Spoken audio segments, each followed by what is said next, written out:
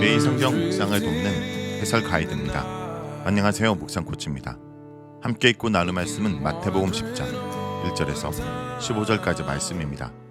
예수님은 제자들을 보내시며 전도를 이스라엘에 제안하십니다. 그리고 이 명령을 수행하기 위해서 특별한 준비를 금지하십니다. 이것은 이 명령이 그만큼 시급하다는 것을 시사합니다. 아울러 제자들에게 필요한 것들이 어떻게 채워질지도 설명하십니다. 그리고 제자들의 필요를 채워준 자들에게 평안을 빌라는 명령도 주십니다. 1절에서 4절 읽겠습니다. 예수께서 그의 12 제자를 부르사 더러운 귀신을 쫓아내며 모든 병과 모든 약한 것을 고치는 권능을 주시니라. 12 사도의 이름은 이러하니 베드로라는 시몬을 비롯하여 그의 형제 안드레와 세베대의 아들 야고보와 그의 형제 요한, 빌립과 바돌로메, 도마와 세리마테, 알페오 아들 야고보와 다데오, 가나나인 시몬 및 가룟 유다 곧 예수를 판 자라. 예수님은 9장 37절에서 38절에 추수할 일꾼들이 필요하다고 언급한 뒤 12 제자에게 더러운 귀신을 쫓아내고 모든 병과 모든 약한 것을 고치는 권능을 부여하십니다. 2절에서 4절에는 12 사도의 이름이 제시됩니다. 2절의 사도는 파송하는 주체인 예수님의 권위를 강조하고 예수님의 임명을 받은 것이므로 제자들의 권위도 강조하는 표현입니다. 맨 먼저 등장하는 4명의 제자들은 예수님께서 일찍이 부르신 사람들입니다. 12 제자의 명단에서 시몬 베드로의 이름이 가장 먼저 나옵니다. 첫째를 뜻하는 프로토스는 베드로의 으뜸인 특별한 지위를 의미합니다. 그는 제자들을 대표하고 대변하는 위치에 있었습니다. 베드로의 이름이 맨 앞에, 유다가 맨 뒤에 기록된 것은 의도적입니다. 시몬은 당시 팔레스타인에서 첫 번째로 선호하던 이름이었기에 식별의 위에 반석을 뜻하는 페트로스나 게바라는 별명이 붙어졌습니다. 마태복음은 제자 목록에서 유다를 맨 끝에 둡니다. 유다가 제자들의 서열에서 12째였다는 뜻이 아니라 가장 불명예스러운 제자임을 의미합니다. 사복음서의 목록은 공통적으로 베드로, 빌립, 야고보를 그룹의 맨 앞에 위치합니다. 1절에서 예수님이 자신이 이미 보여주신 사역을 제자들에게 명령하심으로써 제자들의 사명은 예수님을 닮는 것임을 가르치십니다. 예수님은 8장과 9장의 핵심 주제인 긍휼을 베풀기 위해 사용하셨습니다. 긍휼의 사역을 하도록 제자를 부르시고 권위를 주셨습니다. 교회는 목자 없는 양처럼 낙담하고 지쳐 주저앉은 사람들과 질병과 약하게 만드는 것으로 쓰러진 사람들, 그런 사람들을 회복하는 일에 부름받았습니다. 제자들이 파송을 받을 때 사도, 즉 보낸 자의 권위를 주신 것처럼 예수님께서 교회와 지도자들에게 치유하고 회복하는 사명과 권위를 위임하셨음을 기억해야 합니다. 제자들이 먼저 예수님께 나온 것이 아니라 예수님께서 제자들을 먼저 부르셨습니다. 부르심의 우선권은 예수님께 있습니다. 제자들은 이렇게 할 권위를 부여받은 자들일 뿐 그들 스스로 소유한 권위로 임무를 수행하는 자들이 아닙니다. 마지막으로 사도인 제자들의 정체성은 그들을 보내신 예수님과 직접적으로 관련됩니다. 제자들의 주된 과제는 그들을 보내시는 예수님을 닮는 것입니다. 1절의 명령을 수행하는 삶이 예수님을 배우는 삶입니다. 5절에서 15절 읽겠습니다. 예수께서 이 12를 내보내시며 명하여 이르시되 이방인의 길로도 가지 말고 사마리아인의 고을에도 들어가지 말고 오히려 이스라엘의 집에 잃어버린 양에게로 가라. 가면서 전파하여 말하되 천국이 가까이 왔다 하고 병든 자를 고치며 죽은 자를 살리며 나병한 자를 깨끗하게 하며 귀신을 쫓아내되 너희가 거저받았으니 거저주라. 너희 전대에 금이나 은이나 동을 가지지 말고 여행을 위하여 배낭이나 두벌 옷이나 신이나 지팡이를 가지지 말라. 이는 일꾼이 자기의 먹을 것 받는 것이 마땅함이라. 어떤 성이나 마을에 들어가든지 그 중에 합당한 자를 찾아내어 너희가 떠나기까지 거기서 머물라. 또 그 집에 들어가면서 평안하기를 빌라. 그 집이 이에 합당하면 너희 빈 평안이 거기 임할 것이요 만일 합당하지 아니하면 그 평안이 너희에게 돌아올 것이니라. 누구든지 너희를 영접하지도 아니하고 너희 말을 듣지도 아니하거든 그 집에나 성에서 나가 너희 발의 먼지를 떨어버리라. 내가 진실로 너에게 이르노니 심판날의 소돔과 고모라 땅이 그 성보다 견디기 쉬우리라. 5절에서 15절은 갓 부름을 받은 사도들에게 예수님께서 선교 전반에 대한 지침을 제공합니다. 첫째는 제자들의 선교 범위에 대해서 말합니다. 예수님은 12제자를 이방인의 길로 가지 말고 사마리아 사람들의 마을에도 들어가지 말라고 하십니다. 12제자를 이스라엘 집에 잃어버린 양에게로 보내십니다. 마태복음에서 이스라엘은 부정적으로 묘사되기도 하는데 여기서는 긍정적으로 묘사됩니다. 이스라엘 집의 어린 양들은 5절에 이방인들과 사마리아인들과 대조됩니다. 예수님의 사역은 먼저 하나님 백성을 대상으로 삼는 것일 뿐 이스라엘 외의 이방인들을 선교 대상에서 제외한 것은 아닙니다. 예수님은 무질서의 회복을 고대하는 이방인들을 향합니다. 마태복음은 전반적으로 이방인들에게 하나님 나라 복음이 전파될 것을 알립니다.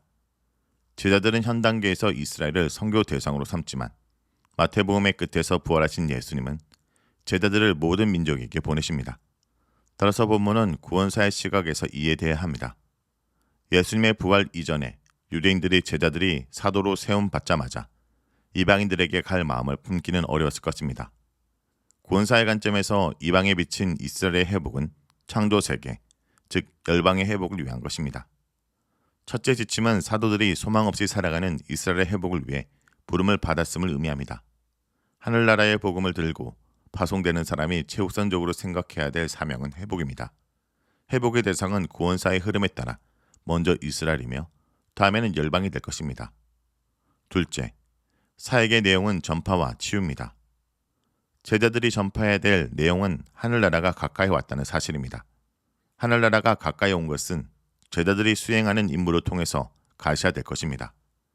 제자들이 수행할 일은 병자를 고치는 것, 죽은 자를 살리는 것, 나병 환자를 깨끗하게 하는 것, 귀신을 쫓아내는 것입니다. 이 네 가지는 예수님께서 8장과 9장에서 행하신 기적에 해당하며 9장 35절에서 36절과 연결해보면 제자들의 임무는 목자의 동정심에서 나온 결과라고 할 수 있습니다.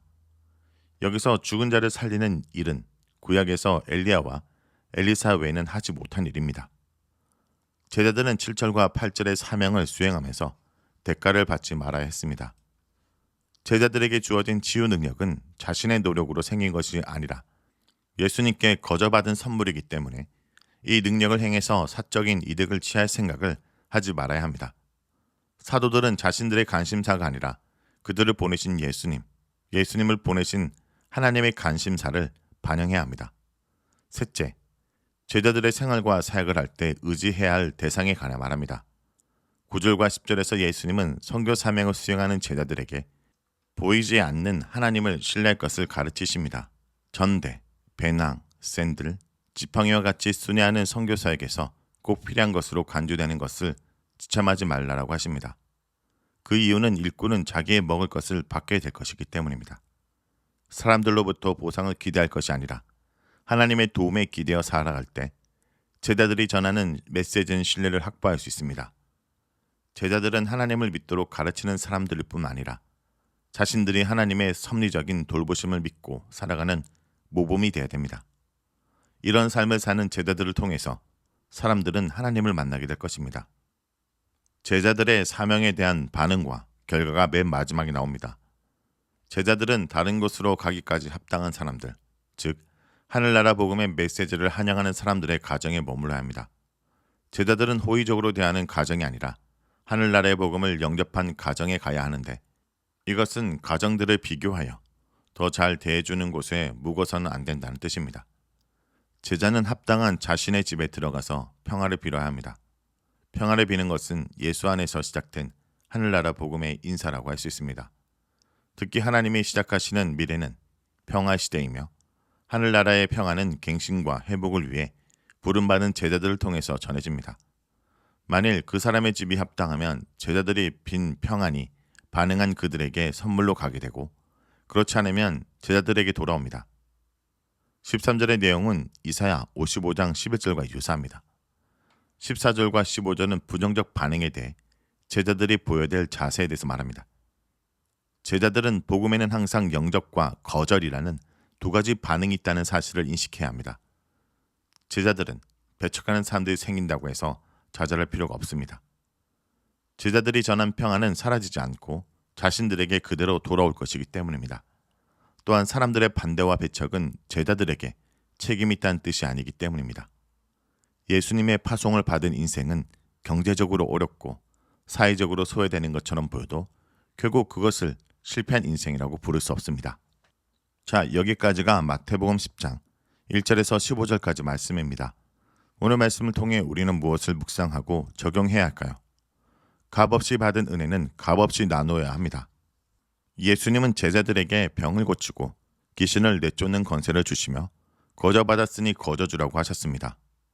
성도 여러분, 혹시 하나님이 주신 거룩한 은혜와 은혜들을 물질적인 것과 맞바꾸지는 않습니까?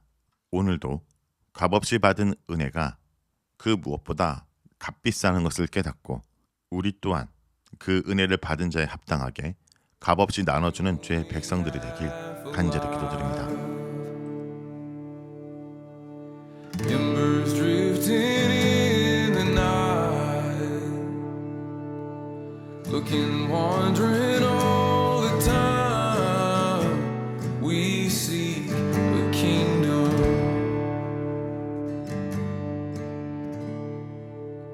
This is not my home. This skin and bone. The daylight will reconcile the dead.